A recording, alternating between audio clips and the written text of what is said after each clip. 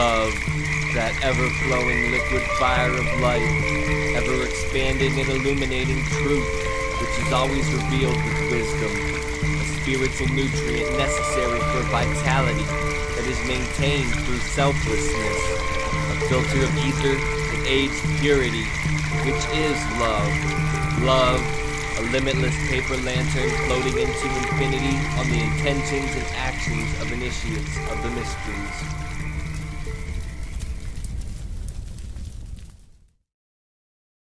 Welcome, fellow Phoenixes, to the Spiritual Phoenix Podcast. I'm Ross Cessna, and together we are the Spiritual Phoenix. The intent of this show isn't to tell you what to think, but to get you to think and originally articulate yourself in a way that is uplifting. We are the artists of our lives, and today is a blank canvas. Let's collectively create a better tomorrow. And now I'd like to take a moment and focus on what we're grateful for today.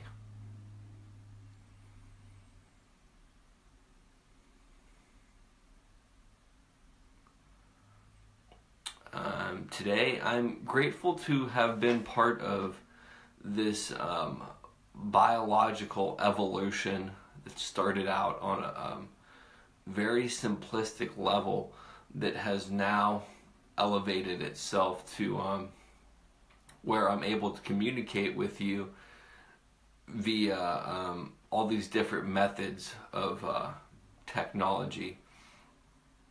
And I'd like to read another review that I got, and if you could send me a review on iTunes, there's a link directly to the iTunes thing, so you can just fill out a review and let me know that you like the podcast. Reviews will help me reach new people, and it's kind of nice to get a little feedback and see that this is resonating with you.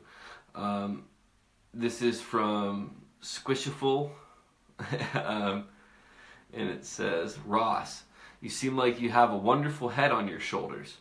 I enjoyed listening to your most recent podcast. I can definitely relate to some of the feelings you were describing. I like how you discussed how it is sometimes better to let others be, and if it's meant to happen, it will. I found your podcast from the Positive Heads Facebook group. I feel like you can do a lot of good for the Youngstown area. You mentioned that you had moved away for 10 years, now you were back. This area needs positive people like you to share their story, especially with the ever-growing drug epidemic. People need other people. You could be the inspiration for someone to make a change. Keep fighting, Alicia. Well, thank you very much for that review. And I'll say this, I've said it before, if you like this podcast and you already don't listen to the Positive Head podcast, I highly suggest that you check it out. It will probably resonate with a lot of you. And they have a Facebook group where you can kind of interact with other like-minded people and people that are off the common path somewhat and into this more wider area of different beliefs. It's very supportive, and there's a lot of good information, a lot of good topics that are shared there. As far as being good for the Youngstown area, I hope to be. I was really kind of a bane or a burden on the Youngstown area when I was out in active addiction, and it's nice to be able to give back, and I have done some things in the community that have helped some people, and it's a good feeling to actually be participating in my community and attempting to make it better, as opposed to be one of those people that are criticizing how they don't like the way that the world is, and then not doing anything to actively change it and expecting all these other people to make the changes. It's like that, there's this meme and it says, who wants change? And everybody raised their hands. Everybody raises their hands, and it says, who wants to change? And then nobody raises their hands. I'm totally fine with changing. I'm going to change regardless, whether it be for the better or for the worse. And by actively pursuing change in my life, I'm in a better position to change for the better. I mentioned that I moved away for 10 years in a recent podcast. I actually misstated my own time away. And I'll make an explanation for that. I moved away for about 6 years, within a span of 6 years. But really, I was mentally distant before I moved away, and then when I moved back, I really wasn't here either. I was out in the ether somewhere far away. It's only been within the past 8 months, 9 months that I've really kind of come back into myself and really become present in lots of ways. And I'm grateful to share my story. It helps me, and I've been told that it's helped other people. And there is a big drug problem in this area, and I'm kind of in the front lines of helping people with that in some ways by going to different 12-step meetings, and I need to get more involved and help more people. I have to get comfortable with me first, because I can't give what I don't have, and I'm getting there more and more every day. So thank you very much, Alicia. That was a very kind review. Now I'd like to get into a couple of quotes for today's episode. Technology is the campfire around which we tell our stories. And that was said by Laurie Anderson. Humans are the reproductive organs of technology. And that was said by Kevin Kelly. And now I'm going to read what the definition of technology is and then get into today's topic. Technology is a manner of accomplishing a task, especially using technical processes, methods, or knowledge. And today's episode is about how we are a technology of the universe. Some of you might be like, what the hell is he talking about? If you think about it in the sense that we've been created through all this biological evolution, all these different processes, to end up where we are today. And as a species, generally, we're kind of, as Alan Watts described, like an aperture for the universe to witness itself. So we are able to kind of explore, like there's different programs in computers or whatever that are able to kind of scan the computer system for different things, get information about different processes within the computer, and basically understand how they function. And it's my belief that we're somewhat like that, and it's a metaphor. I'm not saying directly that we are created specifically for that, but it's kind of like we were developed in a sense by a source, energy or whatever you want to call it, to experience this creation, this thing that's kind of illusion but also not illusion. Like it's so nebulous to really understand, and some people will get it and some people won't. As far as technology being the campfire around which we tell our stories, if you think about it now, it really is in lots of senses. I still think that we need that organic fire to tell our stories, and there's a sense of trance that's induced by fire, a sense of community. But part of our community more and more is connecting through this way, which has some benefits, and it also has its detriments. And as far as humans being the reproductive organs of technology, that is very true. At a certain state, I mean, we're somewhat there now. Technology will be able to create itself and upgrade itself. I think one of the big fears that people have about artificial intelligence isn't so much that they're going to be against us, it's that we're going to be obsolete. And part of what we're afraid of in artificial technology is somewhat programming them to be like us. See, a lot of people want to create these robot slaves and give them this intelligence and stuff like that. The real issue is, in a very true sense of the word, a lot of us are outdated technology in the sense that our operating systems of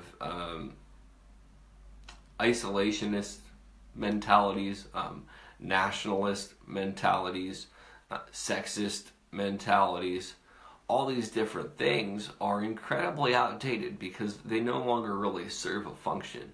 We are a global community, and it's like our nations have become like Crips and Bloods, or to keep it with the technology metaphor, it's like we're the United States of Apple, and then Russia's like IBM or whatever.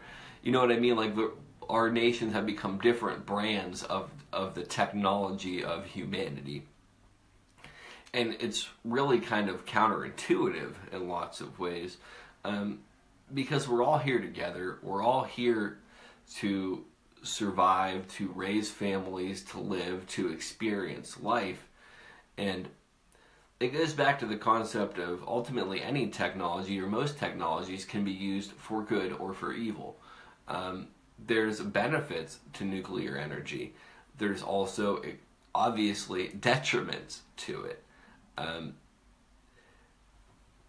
So we really need to kind of refine ourselves as a technology. And that's the thing.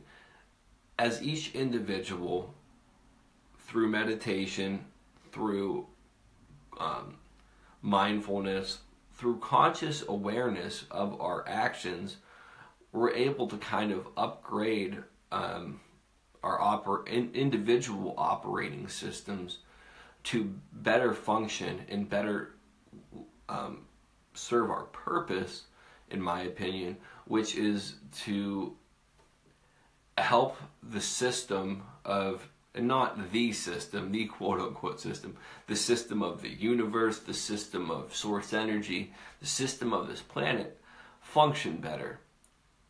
A lot of us are out of whack. A lot of us have kind of been compromised by, let's just use the analogy of like a computer virus. And that computer virus, in many ways, in my opinion, would be consumerism, capitalist society, whatever you want to call it, religious extremism, whether it's Christian extremism, whatever, where it isolates and says, out of the thousands of different things, I know the one truth. And I think that all those people have parts of the truth, don't get me wrong, but where I think that they are mistaken is in disconnecting everybody else. Like,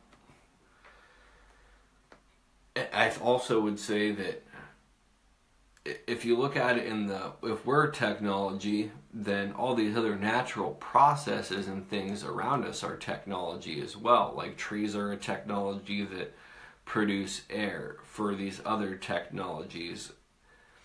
The ocean currents and stuff like that is a process within the technology of the ocean, because there's all these different creatures and abundant life forms that live there that sustain other life, and it's a very symbiotic relationship. So I really do think that we are a form of universal technology created with the intent on experiencing the system of the world in which we live. Our purpose would really be to categorize, identify, and attempt to understand the quote-unquote operating system of the universe. And I say that in bold quotes, as I don't believe the simulation theory or holographic hubbubaloo or whatever you want to call it. Like, I could be wrong.